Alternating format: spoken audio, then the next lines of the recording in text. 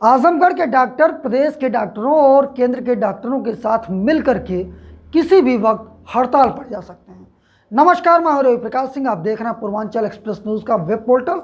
आपको बता दें कि आजमगढ़ में इस समय फेसबुकिया लड़ाई चल रही है। इस लड़ाई के तहत कुछ पत्रकारों पर यह आरोप है और कुछ समाज सेवी संगठनों पर कि उन लोगों द्वारा भ्रामकताएं फैलाई जा रही हैं। हालांकि इन प्रकरण को लेकर के सोशल मीडिया के लोग भी अलग अलग प्लेटफॉर्म से लाइव कर रहे हैं और बाकी लोग भी अलग अलग प्रेस कॉन्फ्रेंस कर रहे हैं। लेकिन आईएमए ने आज जो प्रेस वार्ता की, उसने पूरे प्रकरण पर जो बयान दिया वह निश्चित तौर पर काफ़ी आक्रोशित बयान दिखा। क्या कहना आईएमए का और क्यों आईएमए इस तरह से आक्रोशित है, जानते हैं पूरा प्रकरण राम सकल यादव और संदीप श्रीवास्तव की इस रिपोर्ट में।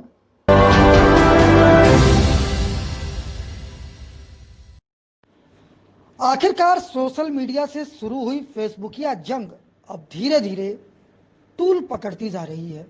आपको बता दें कि पिछले कुछ दिनों से एक हॉस्पिटल को लेकर के जिस तरह से सोशल मीडिया में लगातार कुछ लोगों द्वारा कमेंट किए जा रहे थे, लगातार आंदोलन खड़ा करने की कोशिश की जा रही थी, उसको लेकर के आईएमए अब पूरी तरह से सख्त हो चुका है।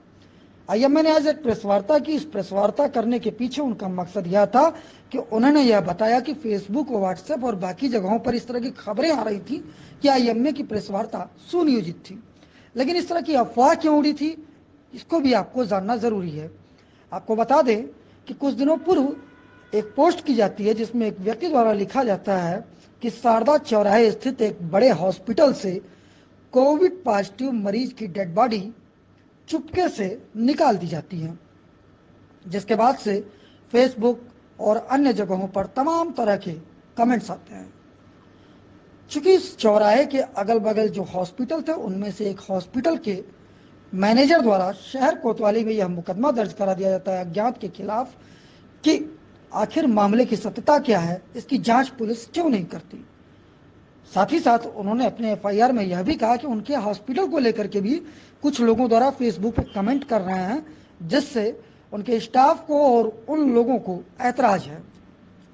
इसके बाद आईएमए एक प्रेस वार्ता करती है। प्रेस वार्ता में आईएमए बताती है कि जो सोशल मीडिया पर चीज़ें चल रही हैं वह पूरी तरह से गलत हैं। हॉस्पिटल में कोविड के मरीज मिले हैं, तो इसलिए हॉस्पिटल के कमरे को, एक फ्लोर को सैनिटाइज किया जा चुका है, शासन की गाइडलाइन है। आईएमए के प्रेस वार्ता के ठीक बाद कुछ लोगों द्वारा फिर यह पोस्ट किया जाता है कि नहीं, यह एक सुनियोजित प्रेस वार्ता थी। तो पहले प्रेस वार्ता पर क्या कहना था आईएमए का, वह सुनते हैं।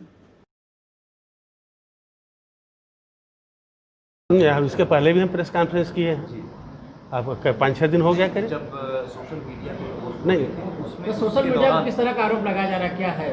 नहीं, आरोप लगाया जा रहा है किसी एक विशेष अस्पताल के संबंध में, या एक तरह समझिए कि हम सभी अस्पतालों पर ये आरोप लग रहा है कि आप लोग कोविड मरीजों को लेकर के इलाज कर रहे हैं, या उसमें आप लोग कमियां कर रहे हैं, गलती कर रहे हैं। तो आईएमए सख्त कब तक होगा इन लोगों के ऊपर? जी, आईएमए सख्त कब तक होगा कार्रवाई? नहीं, हम तो इसी के लिए आप लोगों को बुलाए हैं कि हम प्रशासन से मांग कर रहे हैं कि इन लोगों के खिलाफ विधिक कार्रवाई हो। जो ये लोग मांग कर रहे हैं, 14 सूत्री मांग इन लोगों की, हाँ, जो उसके लिए सरकार ने कमेटी बना दी है।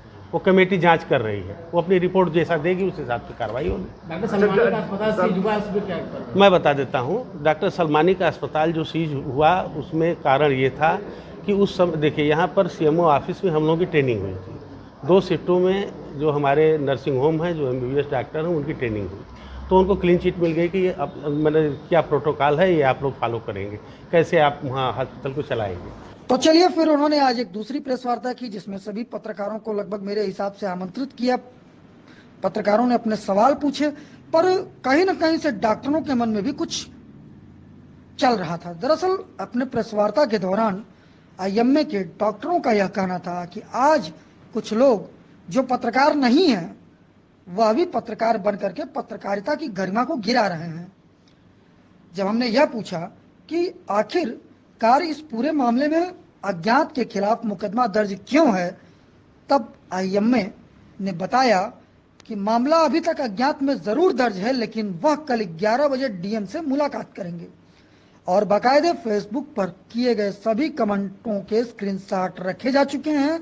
उनकी एक फाइल तैयार करा करके डीएम आजमगढ़ को सौंपेंगे और यह जांच की मांग करेंगे कि जिन लोगों द्वारा फेसबुक पर या अन्य जगहों पर इस तरह के कमेंट किए जा रहे हैं उनका सामाजिक स्तर क्या है। क्या उन लोगों ने ही पूरे समाज को चुस्त दुरुस्त करने का ठेका ले रखा है। आखिर वह लोग कितने हद तक सही हैं, इसकी जांच भी आईएमए जांच के लिए आईएमए डीएम से मिलने जा रहा है। क्या कहना है इस पूरे प्रकरण पर, आइए सुनते हैं खुद आईएमए की जुबानी। जो हमारे चिकित्सक हैं जो इसमें अस्पताल चल रहे हैं, पहले तो सारे को उत्तर प्रदेश सरकार ने सीएमओ के माध्यम से लाइसेंस दिया हुआ है।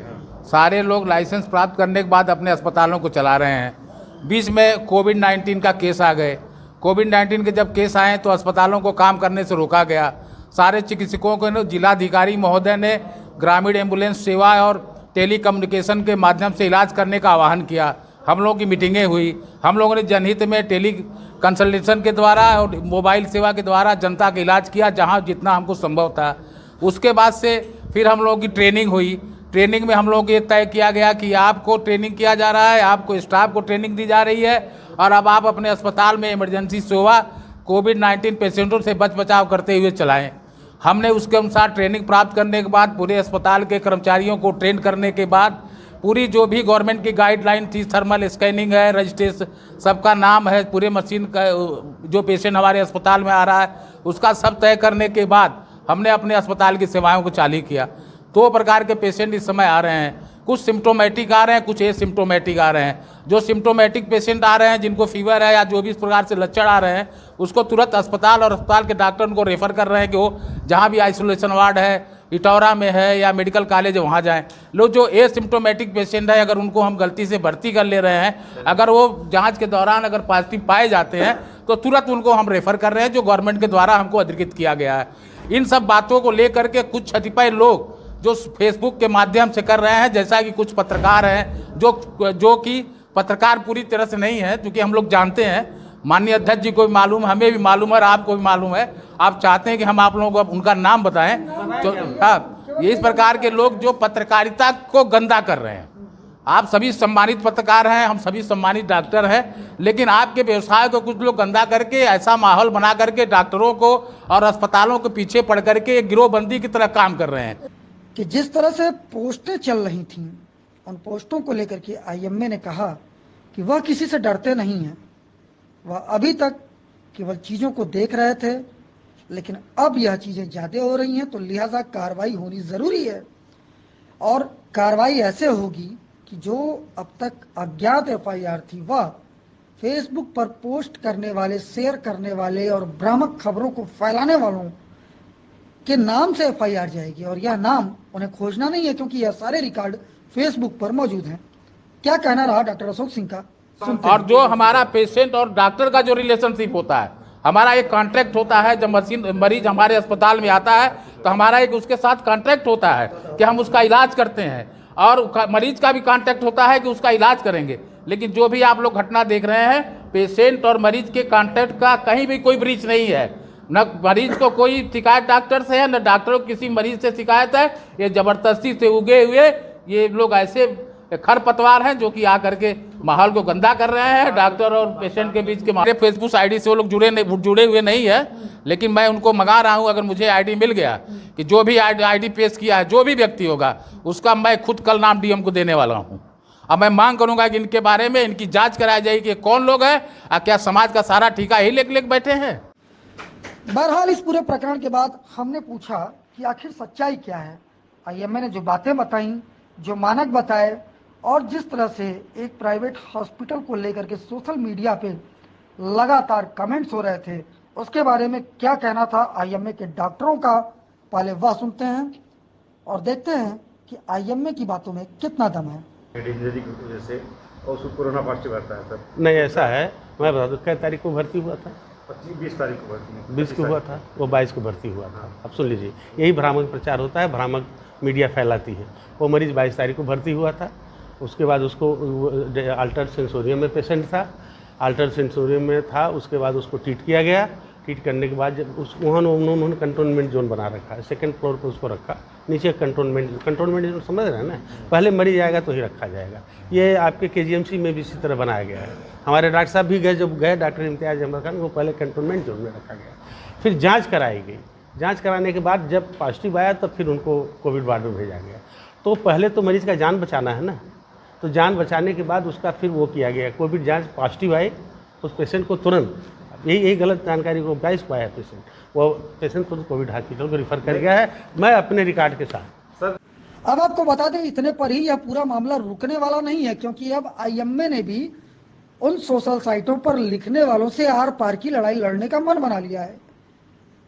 सीधे साफ तौर पर IMA का कहना है कि जिस तरह से ये चीजें हो रही हैं वह बेहद ही घटिया किस्म की चीजें हैं, ऐसी चीजें नहीं होनी चाहिए। एक तरफ कोविड को लेकर के जहां डॉक्टर दिन रात एक किए हुए हैं, वहां दूसरी तरफ उन्हीं डॉक्टरों पर ऐसे आरोप लग रहे हैं, यह निश्चित तौर पर बेहद ही निंदनीय है।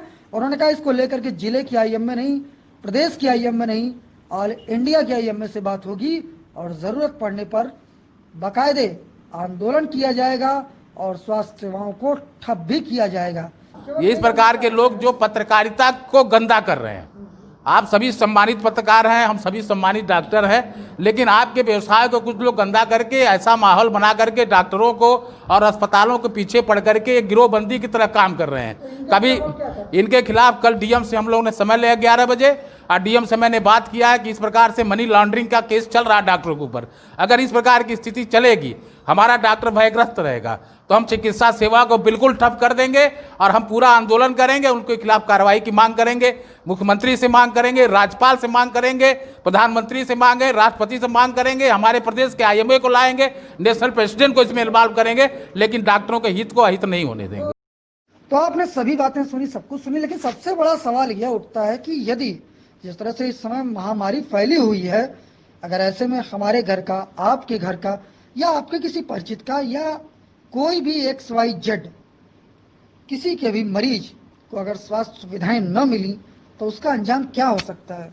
जरा सोचिए कि अगर 2 दिन के लिए भी डॉक्टर हड़ताल पे चले जाते हैं और सारी OPD बंद हो जाती हैं तो उसका खामियाजा किनको भुगतना पड़ेगा, उन सोशल साइट्स पर लिखने वाले लोगों को या हमें, आपको, शायद दोनों को। इसलिए मैं एक बार फिर अपने इस पोर्टल के माध्यम से, इस YouTube चैनल के माध्यम से यह अपील करूंगा कि डॉक्टरों का सम्मान करें, भ्रामक खबरों को न फैलाएं, डॉक्टरों को सहयोग दें, उनके स्टाफ को सहयोग दें, क्योंकि इस कोविड की लड़ाई में एक वही तो है जो हमारे साथ कंधे से कंधा मिलाकर खड़ा है। उनके अपने परिवार हैं, वह अपने परिवार को उतना समय नहीं दे पा रहे हैं जितना इस समय वह हम लोगों को दे रहे हैं, मरीजों को दे रहे हैं। तमाम दिक्कतों और परेशानियों को जानने के बाद भी इतनी हिम्मत रखे हैं कि वह कोविड से लड़ेंगे, लोगों को बचाएंगे। ऐसे डॉक्टरों को पूर्वांचल एक्सप्रेस न्यूज़ की तरफ से दिल से सलाम और आभार व्यक्त करते हैं, ऐसे डॉक्टरों का जिन्होंने अपने मानवता की सेवा के बल पर इंसानियत और इंसान को जिंदा रखा है।